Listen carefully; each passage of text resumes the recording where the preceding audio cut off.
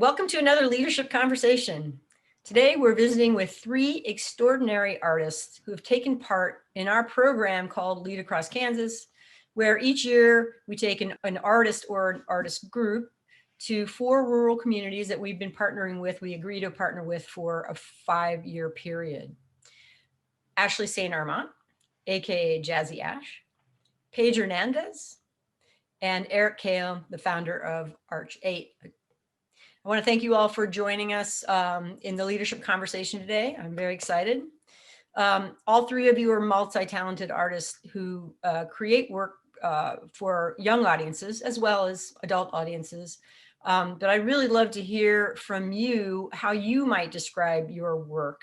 I think it would be more interesting for you to describe it than folks hearing me introduce you in that regard. So Paige, you want to start?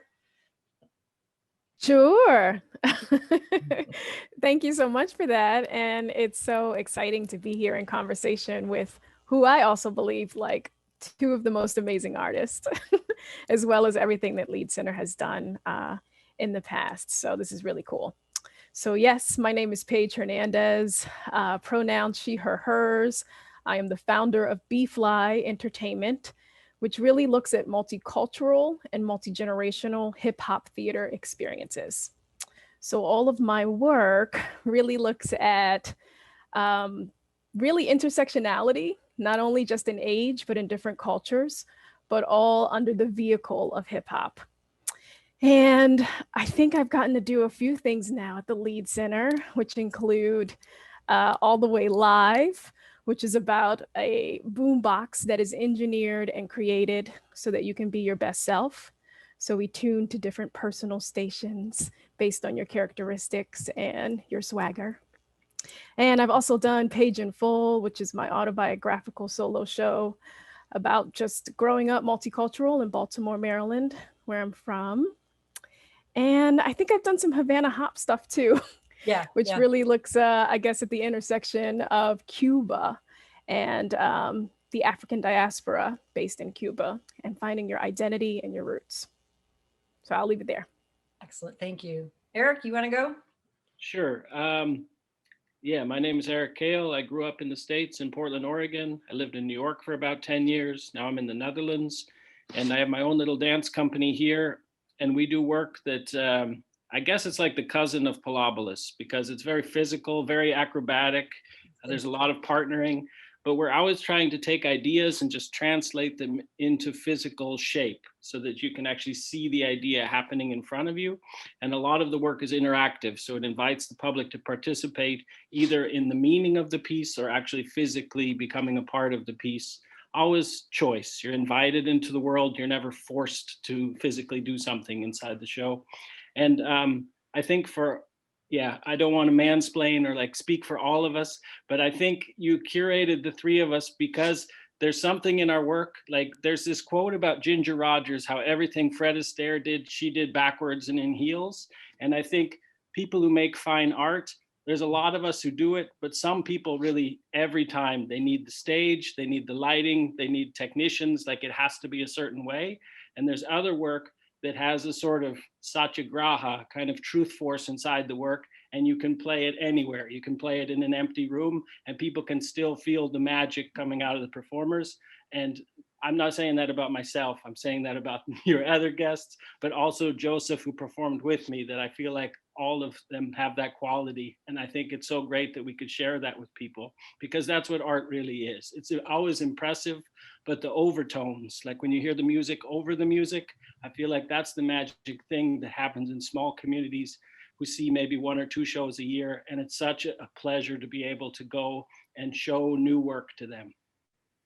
Wow, that's beautiful. Thank you. Perfect. Ashli?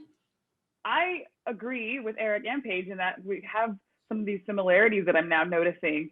Some of them being that we all wear many hats. I'm primarily known as Jazzy Ash. I have a band called Jazzy Ash and the Leaping Lizards, and our tagline is that we're the first and only New Orleans jazz band just for kids and families. And we make sure that we have this intersectionality happening, which I heard Paige mention, the intersectionality between generations, between races and cultures, between different kinds of music styles. And in my stage show, with Jazz Yash, that show is about showing everyone that we have all these wonderful differences, but in so many ways we're the same, and that jazz history is all of our history. It's not just Black history, it's the history of America played out in song, which is what I find so fascinating about jazz. And I'm also a writer. I've recently written a musical, which I've been partnered with Lead Center to produce, and is in the process of being produced right now. And I'm also the writer of a young adult mystery series called Viva Durant. So I wear many hats like everybody else here, and have partnered with Lead Center in many different ways, which have all been wonderful. Yeah. Thank you all. You know what, the way that Erik described you all as artists, you're included in that, Erik. That was perfect, and exactly why you all were asked to be on Lead Across Kansas and did such a fantastic job. And I think it comes down to being very talented, but being so authentic and real. And so you take all that talent and you engage in all sorts of formats and settings. But it comes from such a real and honest place that young people get that and they appreciate that. So I appreciate y'all for that, for sure. So thank you for that description, all of you. So let's see, Erik, you were in the second year of Lead Across Kansas. I think Paige, you were the third year, and Ashli, you were the fifth year, this last year that we did it. So what I'd love to know is if you have any memorable, for you all, it's been a while, sorry, but do you have anything that you remember specifically, a memorable experience in your Lead Across Kansas journeys? Ash, you want to start? Sure. You know, I've added it up, and I've now been to over 30 states in my touring. And so Kansas being one of them. And what I've come to learn is that, you know, like I mentioned before, that we're all different, but we're all the same in so many different ways. And so going through Kansas, rural Kansas, is probably not something that I would have experienced had I not been asked to do Lead Across Kansas. And we went to this small town, and I remember that it was the hometown of Bob Dole. And it almost looked like a ghost town. And we were like, oh, what happens in this town? You know, we're sort of walking the streets, and we were supposed to have a performance in a performing arts center, but there was a mix up and the performing arts center was closed. And out pops this gentleman out of his car, and he's like, I actually work at the high school, and my student, her parents own the coffee shop over here. So we're going to call them, and we're going to move the show from the performing arts center down the street to the coffee shop. And that's exactly what happened. And those sorts of things don't happen in larger cities like the one I live in. And I was just so fascinated. And then somehow the word got out, and then within 30 minutes, a crowd showed up, and we did this wonderfully intimate little show in a coffee shop that had already closed. And this like high school girl came and opened the shop up for us. And I just thought, wow, you know, it is so interesting to see how different people live across the country. And that was really special for us. Yeah, that's nice. Paige, you want to go next? Yeah, it's actually something similar to Ash's story of, I think we were in Hayes, where the sense of community is so palpable in that everyone knows each other and everyone was able to kind of like support and assist my visit there, in that they were able to carpool with each other and let each other know, you know, to just maximize attendance, how they could get each student there and what they could hook up in the PA system. And you just feel immediately what the connection is within that tight-knit community. And then I just remember each place we went to, everyone was very warm and welcoming. You know, it's always something as a woman of color traveling throughout the states by myself to really know where I'm getting into and what I should look for and what I should also kind of be on alert about. Yeah. And I didn't have any of that on this trip. A lot of it had to do with your generosity and also your expertise, Anthea, and the way you were able to kind of get me from place to place, and your amazing car snacks.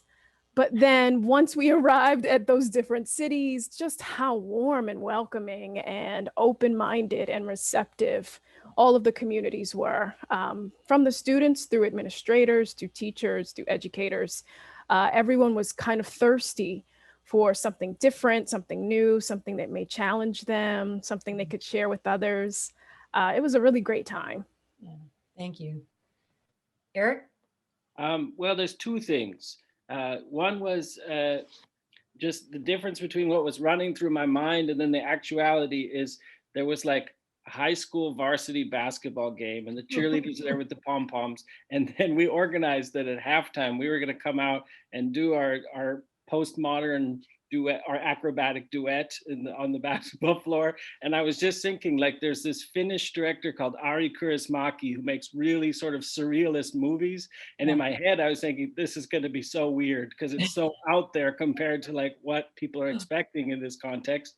But it's exactly as Paige says, it wasn't at all like that. It was like people may not make the 5-hour drive to go to a theater in Kansas City to go see something, but when the show comes and it's a high quality show, they're really into it. They're totally concentrated. They watch and they clap at the end, and they're and like not polite golf clapping, like really clapping, like they get it. And that's really, that makes me happy. That made the whole trip worth it.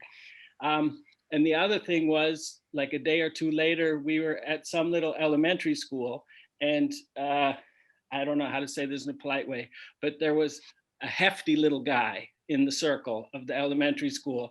And we were doing things where we were going to like move and do dance movements. And he was like, oh no, I don't think I can dance. But then when we showed him what we were doing, that it was rolling and it was partnering with each other, he got really free and really happy because he could do everything. And sometimes I guess in PE class or somewhere else, he couldn't. And just the joy on his face, I still remember that. And that made me really happy because very often dance is something that's very much about there's a right way to do it and you're doing it right or not.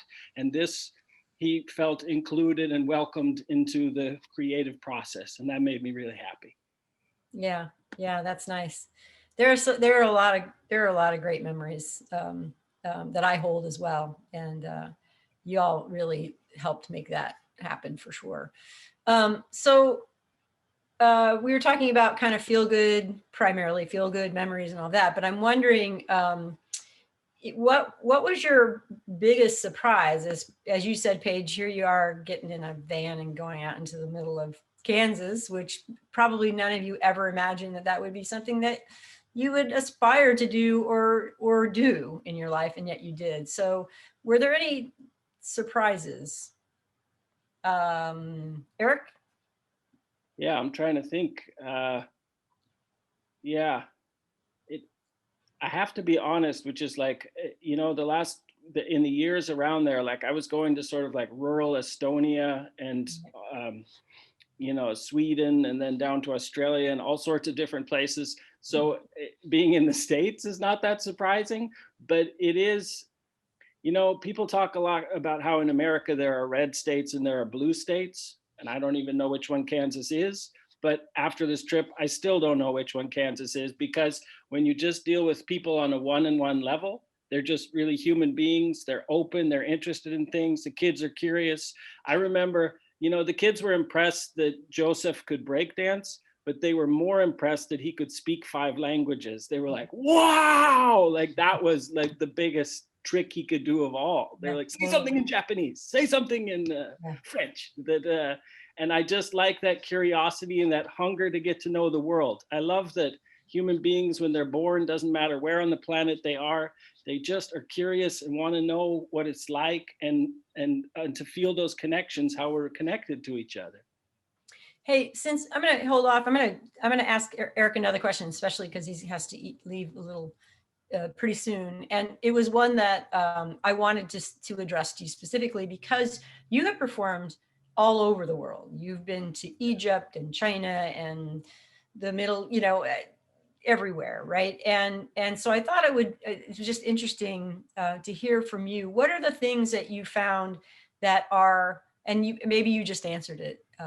What are the things that you found that no matter where you go, there are constants in working with young people, like, you know what I mean? Like emotionally or in questions or the way they engage with you in the arts? No, it's a really great question. And honestly, it's one thing that's kept me interested when you tour the same show for like 4 or 5 years all over the planet. The show is the same, but because the show has improvisational elements, it's almost a sort of physical jazz, is that you put that out there and you start to see the cultural differences. And like, for instance, not this show, but with Tetris, the kids in Brazil, you almost have to keep them off the stage. They are ready to participate from the beginning of the show. Whereas sometimes in some of the Scandinavian countries, especially Norway, you really have to encourage they're cautious and they want to wait. And it makes sense. Like if you think history and weather and other things, like why people are the way they are, but it's still fascinating to see the way in which there is cultural difference. And yet at the same time, that sort of spark of curiosity and openness that, but I think it doesn't rely on the genetics of people. It's really the communities that they grow up in. That if you took a kid from anywhere, put them somewhere else, and they grew up from the beginning somewhere else, that they would have the communal perspective of the place that they grew up.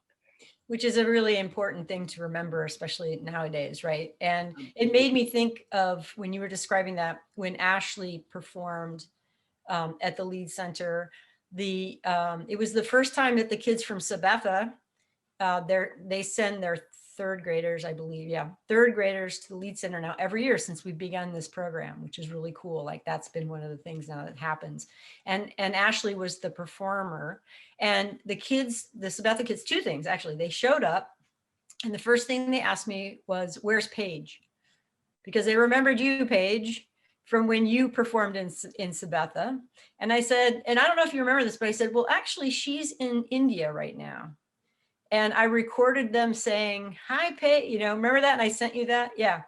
And then Ashli started performing. And I don't think either one of you have ever seen her work, but Jazzy Ash and the Leaping Lizards, but it is crazy and wonderful. And like, she has this ability to just have the kids up and just having a heck of a good time and dancing and just craziness. And then boom, when she needs them to stop and sit down for a minute because she's got some sort of amazing, I call it information bomb for them, or historical, like, did you know that Black people, they didn't get to vote in this country, and they're all like, what? Because they're young and they don't.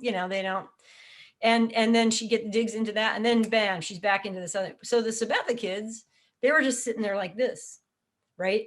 Everybody else was just like all over the place. And so I kind of went over to some of the teachers and I said, it's okay. They had told them that you're going to the theater and you must behave when you go to the theater. So they were trying to just sit in their seats with their hands clasped and not do anything, and which was insane. So by the end of the show, even the school board member who kind of helped organize all this, Ken, he was out dancing in the aisles with the teachers and the students. It was kind of amazing, but it's sort of that same thing, I think, Erik, that and that is a global thing that you sometimes need to give explicit permission, because the teacher or the parent or the authority figure has an idea of how people should behave. You need to say, it's okay, we're in a different space where we're proposing a different way of being. But just to get people ready for that.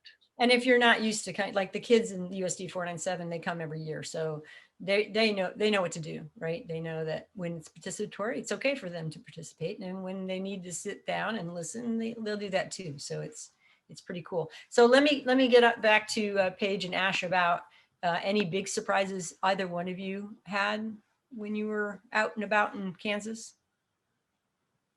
Either one. I'll go, I guess. I've become less and less judgmental over the years as I visit other towns. And I'll be honest, I didn't know what to expect in rural Kansas. And we were touring with a vegan. My keyboardist, my piano player, was with us, and he's a vegan. And we had, MC and I had a conversation. Thank God for NC's car snacks. But we thought, what are we going to do with Doug in the middle of Kansas? And we had great food options. And I know that's not what we're really talking about here, but it just helps us realize, we've talked about the people and also the food and everything else. It's like, you just never know what to expect. And so now I know to go into every performance experience with an open heart. You just never know what you're going to find. You never know what wonderful things are around the corner. Yeah. Yeah. Paige? Yeah, I will totally echo that. Just genuinely surprised again at just the people, but also the history of each of those towns. Can you help me to remember the one town that has the main street with, I think might have been the same coffee shop that Ash was talking about. Russell, Kansas. Was that Russell? Yeah. Yeah. And we went in there, and do I remember correctly that it was like part juice bar, part coffee bar, part No, it's even better. It was part jewelry store, part kitchen, Right. and really cool contemporary kitchen thing. Every time I go, I buy something new when I go to Russell, to that kitchen store. Something really cool. yeah. And then a sandwich coffee shop, That's all right. in the same building. Yeah. And that to me sticks. It's so memorable. Yeah. And I think the other thing that pleasantly surprised me is just how impactful the visit was. Yes, because you're new energy and you're a guest artist and all of those things, but I just remember by the time I was done, like my hour with one given assembly, they remembered all the lyrics, were doing the dances with me, and we did a partner dance, kind of like a reggaeton salsa dance, and they were just on it and just sponges and able to kind of pass it on to those who were coming to the next assembly. I remember too, we had a couple students stay at one so they could experience it several times. And I mean, as a performer and as an entertainer and as an educator, that is just like chef's kiss. Like when you're engaging in a way that that is so exciting and exhilarating for them. And that was just, again, a great surprise. And I think, having traveled and been in different populations and then being in ones that are more populated and feel like city and urban landscapes, and sometimes be met with resistance and hesitancy, and it not be that easy or that pleasant, or the receptiveness isn't there because they're so saturated with these kinds of experiences. So yes, a really great surprise to be there, to expect one thing, get another, and to really see how the impact is really, really powerful. Yeah, that's great. And actually what you just said is something that Erik in the video that we shot of his Lead Across Kansas, he said that exact same thing. And you see here, when kids get an opportunity, they grab it with both hands, and they're really open and curious. They want to understand the larger world. So many of the city kids, they have so many options, and that, it's really hard to even get traction sometimes. But these kids, because they just don't have as many options and opportunities like this, that they kind of just were really there, really present and participating. So before you go, Erik, can you answer one more quick question? Of course. Okay. So, and you all have sort of taught, it's been blended, these, the answers to like what's most memorable, what do you think the impact was, et cetera. Sorry. But what I'm wondering, and you've touched on this a little bit, but I'm wondering like what the impact, you've impacted kids. I'm wondering what's the impact on you all, having had this experience of being in Kansas and visiting these small communities and, just having that kind of engagement. Well, I would say that work like this, especially these touring into rural areas, it really brings you back to the core and to your authenticity. And also, like, every single one of us went into the performing arts because we wanted to make a difference. We wanted to move people and give them an emotional experience, communicate things to them. And sometimes it's exciting when you're in a theater with 1,000 people there, but there's bright light in your eyes, you can't see anything, and the people are enjoying the show, but it's one-way traffic. You are performing for them. And the nice thing in these smaller situations is that you are really with the people in the same room. And it's really about the authenticity and about being present in the moment. Like if you think about slow food, I also remember those beautiful open skies of Kansas. And I think, that you can't help but have an open mind. If you live with the sky like that every day, and then something comes in, then people are open to experiencing what work comes across their path. And I really, really was moved by that. And I've taken that with me because it's very different than the theater circuit where you plug into a theater and do 10 shows in 5 days for kids and then go on to the next city, which is a completely different dynamic. So in that sense, like I don't know, like a haiku d'etat, it like overthrows the state, but in a small way, in a small, beautiful way. Nice. Right. Ash, do you have any? Yeah, I want to pick it. I keep getting tongue-tied. I want to piggyback off of what Erik said in that there is something really intimate about the experiences that we had in Kansas. And I think I said to you afterwards, like I felt change because I'd been doing these large performing arts center shows for so long and with 1,000, 2,000 kids at a time. And he's right. When you have those big lights on you, the crowd is there and you feed off their energy, but it's like they're all one. And when you are off the stage and you're on the same playing field with a group of 20 or 30 kids, it's intimate and it's wonderful. And even the adults, I remember one of the performances we did, one of the teachers, she was like, I just love this so much. And she literally walked me to the car arm in arm, you know, she was just like, we're best friends now, this sort of thing. And I'm like, well, I'll never forget this person. And then also going from city to city, that's not something I usually do. Sometimes I go out for a gig for like 4 or 5 days and I go back home because I have kids. But this was a longer stretch, maybe the longest stretch I've ever had. And so being on the road with you, Anthea, and with my piano player, Doug, we grew this wonderful relationship, right? Like you can't really grow anywhere else unless you've been hours on the road with the same folks and you find out if you love them or hate them. But thankfully we fell in love with each other and it was just a wonderful time. And then also, I usually perform with a large band. So again, on these big stages with big audiences with a big band, and I don't think I really noticed until this tour that was very comforting for me. It was sort of like my blanket, my blankie, so to speak. And going on the road like this, it was my first time performing just me and a piano. And so it was very bare, and I was a little bit scared to go on the road and do that, but it was special in its own way. And since then, I've done a lot of these, especially now that we've had the pandemic, I've done lots of these little intimate shows with just myself or with my piano player and myself. And it has its own wonderfulness that I've come to appreciate. Yeah, thank you. Paige? Just before Paige goes, I just have to sneak out, but it was so lovely to see and speak with all of you. Thank you so much. And I hope we get a chance to chat again sometime soon. Thanks, Erik. Thank you, Can't wait Erik. to have you back. Bye. Bye. Bye-bye.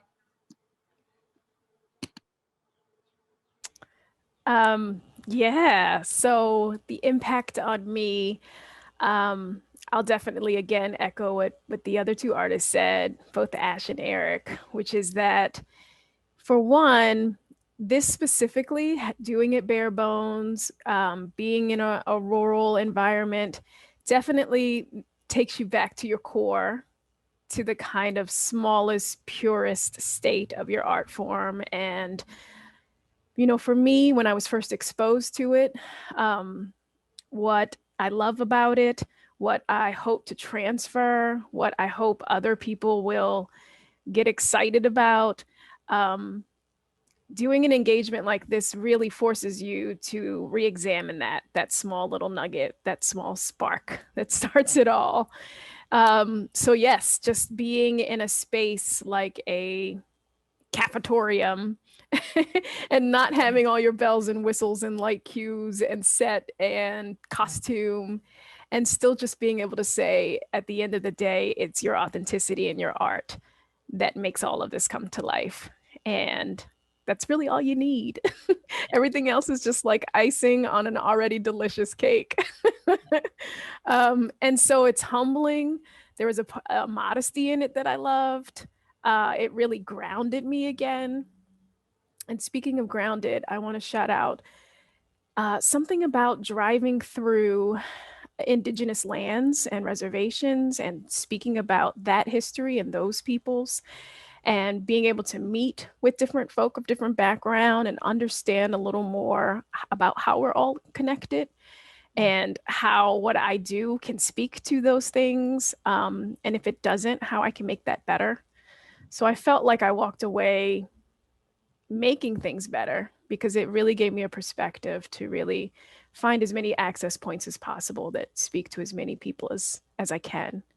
And then lastly, it was really impressive to see, Anthea, like the connection that you all do with the long-term execution of this. So Lead Across Kansas, I know, is just one thing in the engagement and kind of community and education process.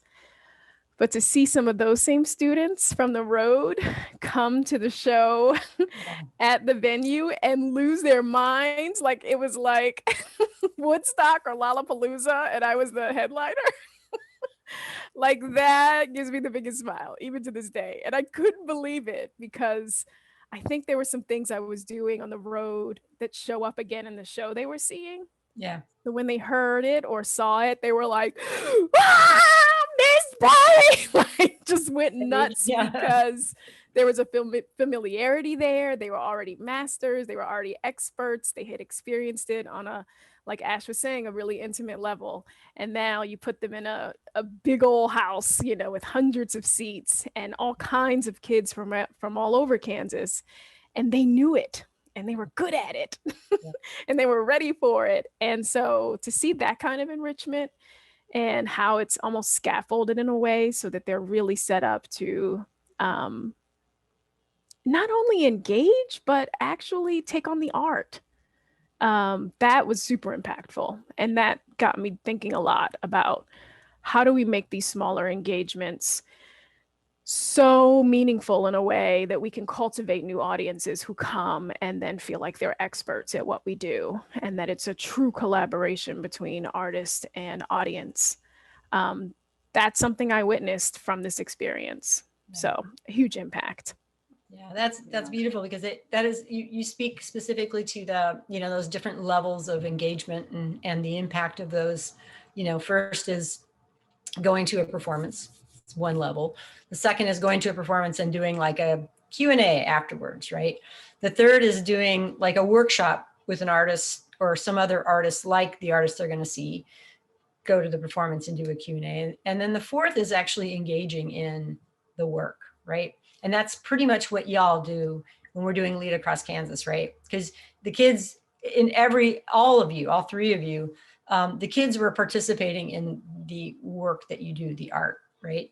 And that's the deepest engagement. And that's when real learning. And then once you physically manifest, it's something that you can hang on to, excuse me, and understand. And I think it helps get rid of those barriers of, you know, going to a big performing arts center at a university is sometimes like a double wall of, you know, do I belong there? You know, I've never been to a big place like this, you know, all the, but if you know the artist and you've actually embodied the work, then it just opens up a lot of those doors and makes it a more welcoming and fun experience.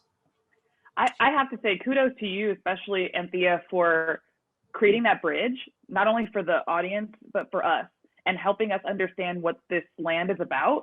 And when Paige talked, I said, okay, I have to mention this part, which is that I was starting the process of writing my musical when we went on this tour through Kansas, and my musical is about the Underground Railroad. And Anthea, as I mentioned, and her team have invested in this show. And we went to them because they're a wonderful group, but not because we understood anything about Kansas or any connection there. And Anthea said, do you know about the history of Lawrence, Kansas, where the Lead Center is? I said, no. And so she sent me this book. I'm looking at it right now, and I can't read the title here, but it's basically a book about the history of the Underground Railroad in Lawrence, Kansas, and how rich this area is in regards to that. And I'll be honest, when I think about the Underground Railroad, I never thought of Kansas. You know, you think of the Deep South and all this sorts of things, but there was this rich history and these routes that freedom seekers sought to get to their freedom. And Anthea organized an opportunity for me to meet historians. So I really understood the richness of this land. So that was the beginning of this tour for me. So when I say this tour changed my life, it really did, because I was also going across lands of my people on their way to freedom. And now I was going across these lands and investing time in people who helped my ancestors find their way. I mean, I'm getting the chills. Like, it was a remarkable experience.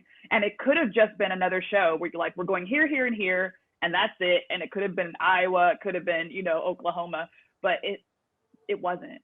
And you made it special for us, and we really appreciate that. I think I could speak for Paige and Eric. Well, that's really nice. Thank you for that. You know, this is all about relationships and building relationships and trust. And it's with, you know, we felt that we really wanted to build relationships with communities. And we knew that if we took the right artists, those artists that we already had relationships with and understood as people who were, first of all, really great artists, but also really great human beings who were authentic, that you know, that there would be so many bridges, so many ways to relate to one another, and that's what's happened. So you know, the Lead Center has great relationships with lots of folks in those communities. I have relationships with folks in those communities. You all now do. We've been able to expand our relationships as people in the same realm, but also as friends. And so it's just like been a real beautiful thing that comes because people, you know, were willing to go there. And I can't say enough how wonderful you all have been, because it's not easy to say, yeah, we're going to get in a van for like 4 or 5 days. But yeah, I mean, what you're willing to do to say, yeah, I'll do this. I'll get in this van with, you know, this person, and she's going to drive me all over Kansas, and it ain't going to be sexy, you know, and we're going to, as you said, you know, like in the cafe gymnasium, whatever it is. And which was true for all of you. You know, you were in gyms and cafeterias and, you know, in Coffee shops and all sorts of unique places. And in every time you showed up, every single time you showed up. And I just can't thank you enough for that. Anyway, I really want to thank Paige and Ashli and Erik. He had to leave early. Thank you so much for spending time with us on this leadership conversation. And can't wait to see your new adventures, all of you. And hope to get you back to Lawrence really soon, because you're wonderful to have around. So Yay. Thank you. Thank you. Thanks for having us.